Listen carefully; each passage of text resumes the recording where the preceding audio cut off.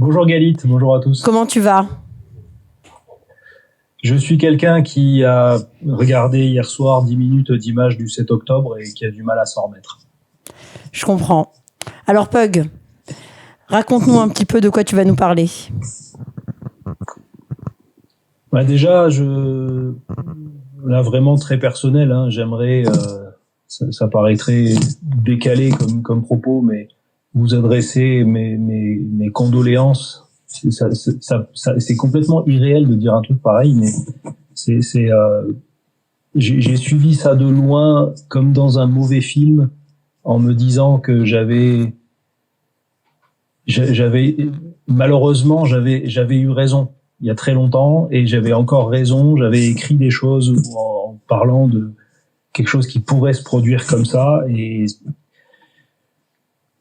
et je vais me forcer à regarder ce que je peux regarder au sujet j'arrive même pas à qualifier en fait ce qui s'est passé. Je cherche. Pogrom, le mot est pas assez fort. Quand on regarde vraiment ce qu'est un pogrom, maximum il y a 40 morts. Et il y a des vitrines brisées, c'est un lynchage dans une furie de foule qui démarre aussi vite que ça s'arrête. C'est pas un pogrom. C'est pire. J'ai beau chercher, je trouve pas de mots. Je ne sais pas s'il y a un mot dans la langue française pour qualifier ce qui s'est passé ce jour-là. Ici, la presse qualifie ça de Shoah. D'une certaine manière, parce que ça veut dire plus ou moins le désastre, la catastrophe. Sauf que c'est juste un de plus en fait dans l'histoire du peuple juif. Et pour tout vous dire, il y a à peu près 1 heure, j'étais avec une personne qui a suivi les nouvelles, mais a rien regardé de très profond, on va dire. Et j'ai été vraisemblablement ému, donc elle m'a demandé pourquoi. J'ai eu le malheur de décrire avec mes mots certaines images que j'avais vues, et j'ai craqué. Depuis le 7 octobre, j'ai pas craqué. Et en fait, en mettant des mots pour décrire ce que j'ai vu dans ces images, j'ai flanché. Et je suis sidéré en fait de voir que j'ai l'impression qu'en France, il y a eu une espèce de « oh, c'est horrible », extrêmement basique, extrêmement comme quand on passe à côté d'un accident de la route et que l'on se dit « oh, c'est dur pour les gens qui ont vécu ça ». Et en fait, après on regarde devant, on passe la troisième et on continue. J'ai l'impression que la plupart des gens en France font ça. Et moi, je suis coincé au 7 octobre. J'ai un mélange d'images à la fois de la Shoah et celle de 45, celle de 44, et les images que j'ai eu le malheur de regarder hier soir. Et je ne comprends pas comment on peut continuer en fait. Je vous avoue que je trouve ma vie très très longue depuis que j'ai vu ces images. Très très longue. Tu les as trouvées sur quel support, ces images? Tu les as vues par quel biais? Tout simplement un partage sur Instagram. Il y avait 10 minutes. C'est long. C'est atrocement long. J'imagine, j'ai pas regardé parce que j'ai pas pu les regarder une deuxième fois. J'imagine que la vidéo a sauté parce que je vais pas redécrire, mais le maximum que j'arrive à dire, c'est, je crois qu'on n'avait jamais vu une telle concentration de psychopathes, violeurs, tueurs en série, qui agissent avec... On a l'impression qu'ils soulagent une frustration en faisant ça. on a l'impression vraiment ils prennent du plaisir. Et on a l'impression que ils sont sur une espèce de mission, je ne saurais même pas qualifier, enfin, je sais pas ce qui se passe dans leur tête, mais je vais faire un comparatif qui est un peu étrange. Il y a beaucoup de gens qui ont dit, même moi, je les ai qualifiés de Einsatzgruppen du Hamas. Ben, je sais pas si vous savez, parce que c'est assez peu connu, et c'est le père Patrick Desbois dans son livre La Shoah par balle qui l'explique très bien. Vous vous rendez compte que, en fait, les Einsatzgruppen, en fait, ont commencé à un certain moment à avoir des problèmes de conscience. En fait, les types se mutilaient ou se bourraient la gueule du matin au soir et du soir au matin pour ne pas être en état d'aller faire ce qu'ils avaient à faire le lendemain matin. Et c'est à cause de ces, en grande partie, à cause de ces états d'âme des SS. On parle des SS, putain. On parle des Einsatzgruppen. On parle des mecs qui ont été formés pour ça, endoctrinés pour ça. Et ces gars-là, en fait, ils arrivaient plus à dormir et ils essayaient d'échapper à leurs devoirs.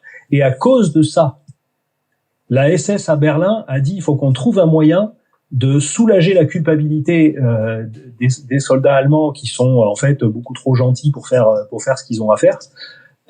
Et c'est pour ça qu'on a commencé que les nazis, que la SS à Berlin a commencé à envisager d'appliquer l'action T4, c'est-à-dire ce qui avait été fait pour les handicapés, de les gazer en fait, les SS ont mis en place le gazage systématique des juifs, non pas parce que c'était humain pour les juifs, mais parce que ça permettait dans leur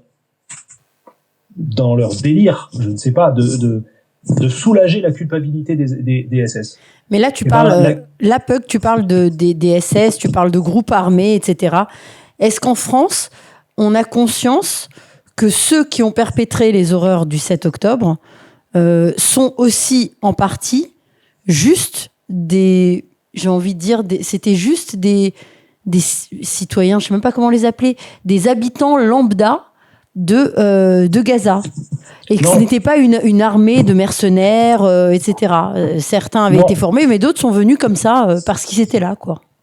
Oui, c'est non. Tu me demandes si en France il y a cette conscience. Sincèrement, je ne crois pas. Autour de moi et dans la presse et dans les médias et sur les réseaux sociaux, je ne vois ils veulent absolument faire une séparation hermétique entre le Hamas et le reste de la population palestinienne qui est complètement innocente et qui n'a rien à voir avec ça, et on peut pas les punir pour les exactions du Hamas. Ce à quoi moi je réponds systématiquement: vous êtes conscient de ce que c'est le Hamas? Vous êtes conscient que c'est 20 à 30 000 combattants selon les estimations des experts occidentaux? Vous êtes conscient que chacun de ces combattants, ils ont des familles, et c'est des familles généralement plutôt nombreuses, entre 5 et 7 enfants. Vous êtes conscient que le Hamas paye des fonctionnaires, des instituteurs, une police. Je pense que si on prend la totalité des gens qui sont soit directement aux ordres parce qu'ils sont membres du Hamas, soit qui sont payés de manière ou d'une autre par le Hamas, je pense qu'on peut tabler sur quasiment le quart de la population palestinienne, de Gaza en tout cas. Et on parle même pas de ceux qui sont juste sympathisants. Ça, en France, c'est quelque chose qu'on n'entend pas. Jérôme a une question pour toi. Oui, j'allais te demander, à ton avis, pourquoi est-ce que on n'arrive pas, on a fait le rapprochement très rapidement entre Hamas et Daesh. Pourquoi, chez les Occidentaux, chez les Français, on n'arrive pas à identifier ces groupes comme des groupes terroristes avec qui il n'y a pas la possibilité de dialoguer, il n'y a pas la possibilité de faire la paix, et pourquoi on les voit pas tels qu'ils sont? Je vais te répondre avec un propos qui n'est pas le mien, qui est celui d'une victime du Bataclan. Et j'avais écrit un article là-dessus sur Nation pour Israël, sur le site internet Nation pour Israël. parce que je me souviens plus de son nom. Je crois que c'était Louis quelque chose. Et en fait, justement, ce type-là, qui avait donc survécu au Bataclan, qui avait été, je crois, blessé et qui donnait une interview, je crois que c'était à France Info. Ça remonte, hein, c'était 2015-2016 par là. Et ben, ce gars-là, victime du Bataclan, dans ses propos à la presse française, disait que les Palestiniens s'en prennent à Israël. Je peux comprendre. Mais nous, qu'est-ce qu'on a fait? Je pense que cette anecdote qui est sidérante répond à ta question. Je pense qu'il y a beaucoup de Français, hélas, qui considèrent que Israël l'a bien cherché, quoi. Ça ressemble et pas. Donc, ça ne ressemble pas. Finalement, ça ne nous ramène pas à cette phrase de Raymond Barre dont tout le monde se rappelle. En voulant massacrer des Juifs, on a tué des innocents. Parlant de Français de non-confession juive. Ça te rappelle pas un petit peu cela? Oui, complètement. En fait, ça m'indique qu'effectivement, il y a beaucoup de Français, hélas, considèrent que une forme de violence est justifiée selon la cause qu'elle défend. Et donc au final, à chaque fois que des médias ou des journalistes ou des hommes politiques commencent par « rien ne justifie la violence », il faut lire les petits caractères du contrat. Et dans les petits caractères du contrat, il y a quand c'est des Juifs, c'est bon. Quand il y a de la colonisation, c'est bon. Quand il y a de l'oppression, c'est bon. Quand il y a du capitalisme, c'est bon. Quand il y a du glyphosate, c'est bon. Quand il y a il y a en fait une grille de lecture, quoi. Rien ne justifie la violence.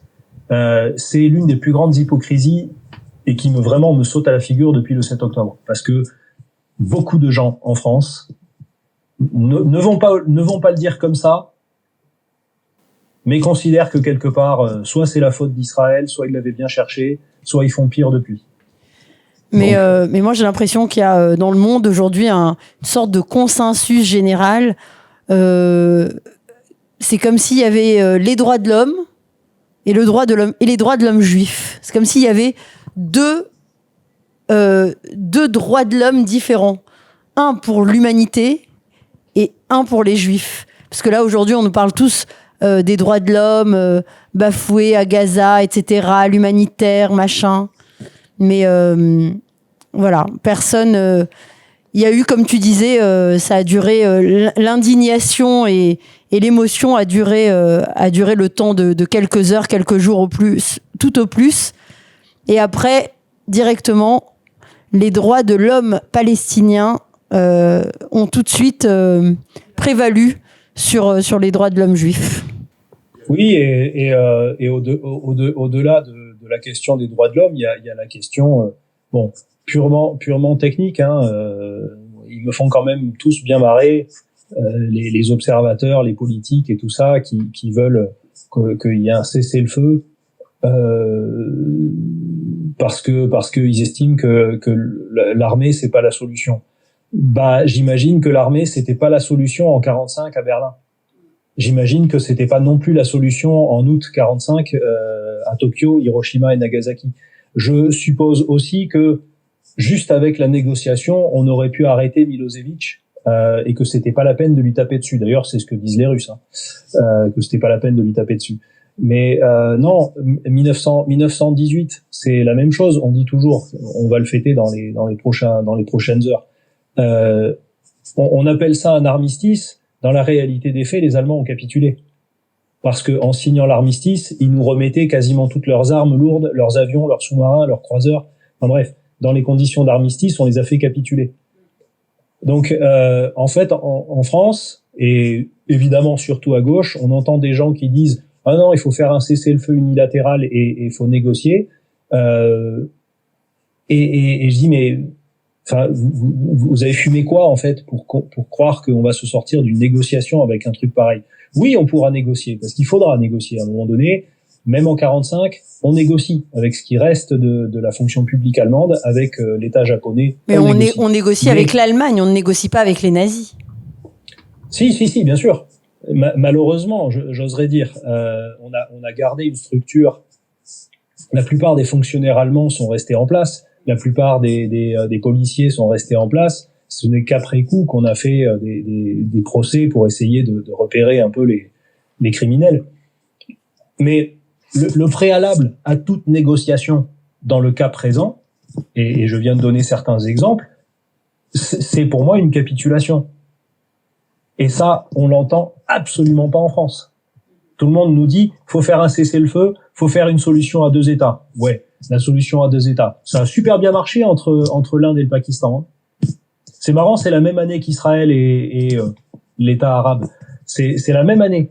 1947, le 15 août, l'Inde et le Pakistan se séparent, 2 États reconnus immédiatement. Ils se sont mis 4 guerres sur la gueule, et les deux maintenant sont des puissances nucléaires qui se regardent par-dessus le Cachemire en attendant la prochaine. Donc c'est vrai que la solution à 2 États, c'est forcément la solution qui marche. C'est comme la France et l'Allemagne. On s'est foutu sur la gueule 4 fois en 150 ans, et on a 2 États parfaitement indépendants et reconnus.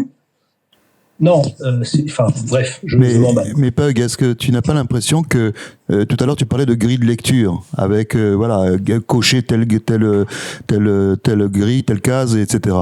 Tu n'as pas l'impression que justement ce qui gêne un petit peu, et pas simplement les gens à gauche, mais j'allais dire grosso modo le monde entier, c'est que nous sortions finalement de ce qui aurait dû être l'antienne, à savoir que le juif, soit il est victime et il est mort, soit le juif il est devenu le Goliath d'hier, et que là on sort un peu du cadre, on est victime mais en même temps un état fort, et là ça leur crée un problème effectivement pour nous situer, et donc finalement en proposant déjà le jour d'après, c'est finalement une manière de vouloir nous écarter du sujet, nous écarter du débat, parce qu'ils ont du mal avec ça.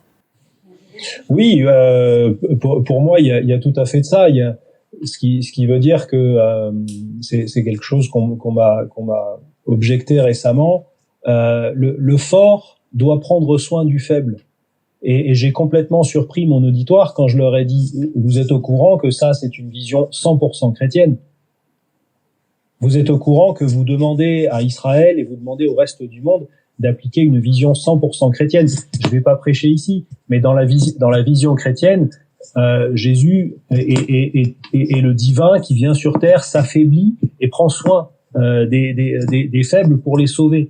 Où est-ce que vous avez vu quelque part dans le monde, notamment en Afrique par exemple, que les forts prennent soin des faibles? Donc après, effectivement, comme tu dis, les Français, ils ont besoin de se mettre du côté des faibles pour savoir où est le bien et ainsi de suite. Mais d'abord, on veut absolument rejeter le christianisme, donc cette notion du fort et du faible et tout ça, on va laisser tomber parce que c'est du christianisme. Et pourquoi est-ce que le faible aurait toujours raison par nature? Je suis pas d'accord. L'un des fondateurs du Hamas, Sheikh Yassine, il était en fauteuil roulant. Hein. On a le droit d'être un handicapé et un enculé. C'est pas antinomique. Excusez-moi le terme, mais. Déborah, tu voulais... Non, moi je voulais vraiment spécifier qu'en fait, Israël n'est pas vu comme la victime, ou l'a été peut-être quelques jours ou quelques heures, mais maintenant on est vraiment les bourreaux de l'histoire, quoi. C'est-à-dire que... Oui, c'est ce que j'essaye de faire comprendre à beaucoup de gens, et je vois que même les Juifs ont du mal à le comprendre. Vous avez peut-être pas passé autant de temps que moi, parce que avec Buffalo, on s'en est fait une spécialité, donc on y est quasiment tous les jours. Ça fait 9 ans qu'on défend Israël comme on le fait. Quasiment tous les jours, on voit des images trafiquées, on voit des articles, on voit des accusations contre Israël. Quand on va sur les réseaux sociaux du monde arabo-musulman ou sur les sites internet, il n'y a pas besoin, même en France, hein, ouma.com, il suffit d'aller voir ouma.com, enfin, je sais pas s'il existe toujours, mais le niveau d'accusation permanente, en fait, ce que j'essaye de dire, c'est que dans la tête du monde arabo-musulman, ce qu'ils ont fait le 7 octobre aux Juifs, ça fait 70 ans que les Juifs le font au monde arabe. Donc pour eux, et image à l'appui, alors image trafiquée, ou image détournée, mais image à l'appui, texte à l'appui, en se citant entre eux pour faire semblant d'avoir des références, ils affirment que les Juifs violent des Arabes, que on brûle les enfants au phosphore blanc, que on sépare des familles, qu'il y a des tortures innommables dans les prisons israéliennes. Ceux qui ont perpétré le 7 octobre sont persuadés que ce qu'ils ont fait aux Juifs, les Juifs le leur font. C'est toute la perversité absolue et de la propagande anti-israélienne depuis 40 ans, et même plus. Mais enfin voilà, Oui, c'est une pyramide inversée et on voit d'ailleurs qu'elle commence avec la première intifada où on va voir les médias effectivement énormément participer à cette guerre où je le citais tout à l'heure à Essian quand je parlais de David et Goliath, c'est-à-dire que je me rappelle d'un titre de Libération qui montrait l'image du Goliath et du juif devenu Goliath et du palestinien devenu David, puisque c'était la guerre des pierres. Donc il y a quelque chose ici qui ne date pas d'aujourd'hui, mais il y a quand même un petit point. Tu as parlé de 10 minutes de film. Cette fois-ci, Tsahal a décidé, après un épisode de délibération morale, a décidé de montrer les images donc aux médias et à des politiques de tous les pays. Et le film, je crois, dure plus de 40 minutes, je crois, puisqu'ils ont fait des... Et finalement, c'est des journalistes parmi ceux qui avaient été invités, chevronnés, grands reporters, m'ont dit quelque chose que j'ai partagé avec eux en Tchétchénie ou en Bosnie. On dit quelque chose, j'ai vu des tas de choses, mais c'était à chaque fois des morceaux d'images qui sont arrivés dans une seule région. C'est toute ma carrière que j'ai vue avec des petites pièces de ça et là, tout a été concentré dans un même endroit et par des mêmes personnes. Qu'est-ce que tu en penses ? Exactement. Exactement. C'est pour ça que je disais un peu en préambule que j'ai l'impression qu'on avait rarement vu et peut-être jamais vu une telle concentration de psychopathes et de tueurs en série, de violeurs dans un espace-temps aussi concentré. Parce que effectivement, j'en parle souvent avec des amis un peu amateurs d'histoire comme moi, et je pense que Jérôme, en tant qu'historien, peut le confirmer. Le niveau d'horreur qu'on a vu ce jour-là, on retrouve tout dans l'histoire. Je veux dire, quand les Mongols prennent Bagdad au XVIe siècle, ils font une montagne de crânes avec les têtes coupées des Bagdadis qu'ils ont exécutés. Et il n'y a pas besoin de remonter si loin dans l'histoire. Si on peut demander aujourd'hui à des militaires français un peu spécialistes de l'Afrique, et moi-même, quand j'étais réserviste dans l'armée française, j'ai été pendant 1 mois à la cellule de crise Côte d'Ivoire du centre des opérations à Paris. Et mon travail n'était pas très important. Mon travail était juste d'être l'officier de veille qui reçoit les dépêches, les ordonne et les transmet aux officiers supérieurs.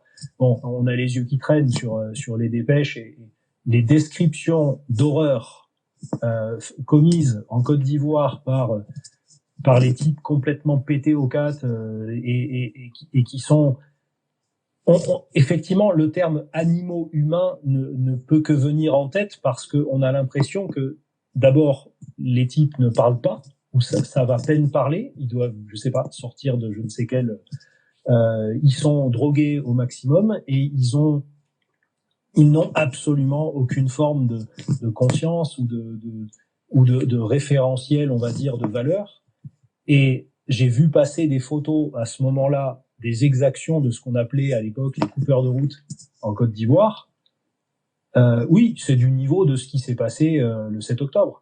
Il y a un très bon film, si on veut se plonger là-dedans, qui est peut-être l'un des plus réalistes sur le sujet, qui s'appelle Les larmes du soleil avec Bruce Willis, qui montre justement une unité des Navy Seals qui arrive dans un village qui est en train d'être épuré ethniquement par des soldats ou des miliciens, et ce niveau-là est montré. C'est-à-dire, ils arrivent, excusez-moi mesdames, mais voilà, les soldats arrivent, les Navy Seals arrivent sur une scène, pardon, où un des miliciens a tranché les seins d'une femme pour qu'elle puisse regarder son bébé mourir de faim et ne pouvoir rien pour lui. Donc tout ça pour dire, effectivement, on a le 7 octobre, ça fait, selon le calcul juif, ça fait 6000 ans que l'humanité existe et se saute à la gorge avec des raffinements de cruauté. Donc effectivement, ils n'ont rien inventé le 7 octobre. Par contre, cette concentration-là, à ce niveau-là, si court dans le temps, et surtout qui nous frappe de plein fouet parce qu'il y a les images, parce qu'il y a... Bien sûr. Et minutieusement préparé. Et minutieusement préparé. C'est ça qui est terrible. Excusez-moi, j'ai pas entendu. Non, il a dit minutieusement préparé. Alors, oui. Alors Pug, merci parce que toujours, vraiment, tes témoignages j'ai envie de dire, d'outre-Méditerranée sont toujours très très intéressants. Alors, tu sais que à la frontière de Gaza, il y avait des kibbutz. Donc des kibbutz, des communautés entières qui ont été malheureusement presque décimées. Il y a un kibbutz où ils étaient 450, ne reste plus que 180 et quelques personnes. Donc des familles entières, des familles où il y a 10 membres de la même famille qui ont été qui ont été soit tués, cruellement tués, assassinés, soit kidnappés par le Hamas. Et ce qui a frappé dans cette journée du 7 octobre, ça a été la réaction. Alors bien sûr, le temps des analyses et des explications n'est pas encore venu. Là, on est encore dans le cœur de l'action et ça viendra. Mais on peut tous imaginer. Il y a des familles entières qui sont restées dans les mamades, dans les salles, dans les pièces fortifiées, sécurisées, pendant plus de 8 heures avant de voir l'aide militaire arriver ou de voir quelqu'un qui est venu les secourir. Donc c'est vrai qu'il y a eu des longues minutes et tous on se demandait mais pourquoi est-ce qu'on met autant de temps à réagir? Où est l'armée? Où est l'aviation? Voilà, où est la police? Où sont-ils? Que se passe-t-il? Et on ne peut aussi que maintenant qu'on connaît plus ou moins, encore les chiffres, même si ça évolue tous les jours, que essayer de se mettre à la place des officiers en charge à ce moment-là et de se dire est-ce qu'ils arrivent à dormir la nuit, est-ce qu'ils arrivent à fonctionner sans... Comment ils font en fait? Comment ils font pour avancer et pour continuer et pour tenir?